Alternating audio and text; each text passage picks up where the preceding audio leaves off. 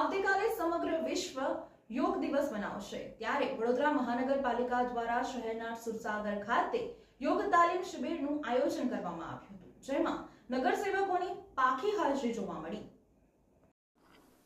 21 જૂનના રોજ યોગ દિવસની ઉજવણી સમગ્ર વિશ્વ કરશે, પરંતુ શું તમે જાણો છો આ દિવસ 21 જૂનના રોજ શા માટે પસંદ કરવામાં આવ્યો છે? આજ યોગ સમગ્ર વિશ્વમાં પ્રખ્યાત છે। ઘણા દેશોમાં યોગને સ્વાસ્થ્ય લાભો માટે એક મહત્વપૂર્ણ માધ્યમ માનવામાં આવે છે। ભારતની જેમ પણ ત્યાં ઘણા ગુરુઓ યોગની તાલીમ આપી રહ્યા છે અને સતત પ્રસાર કરી રહ્યા છે, જેના પરિણામ સ્વરૂપે સમગ્ર વિશ્વ આજે આંતરરાષ્ટ્રીય યોગ દિવસની ઉજવણી કરી રહ્યું છે।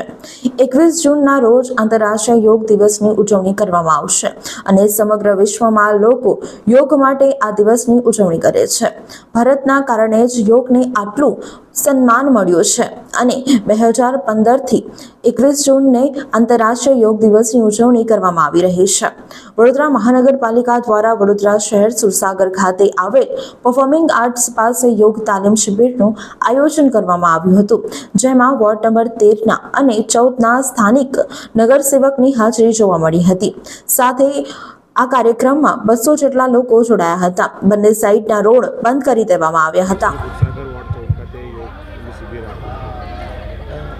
10મા આંતરરાષ્ટ્રીય યોગ દિવસ નિમિત્તે આજરોજ મ્યુઝિક કોલેજની સામે સુરસાગર ખાતે એક યોગ શિબિર તાલીમનું આયોજન કરવામાં આવ્યું છે।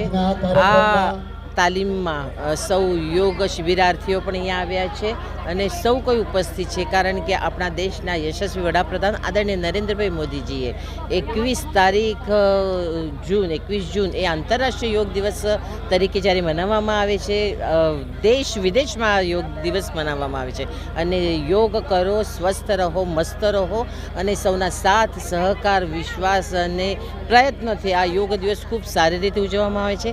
આજે આ તાલીમ અહીંયા થવાની છે અને આ તાલીમ થઈને આવતીકાલે 21 તારીખે યોગ દિવસ ખૂબ મોટા પ્રમાણમાં થશે।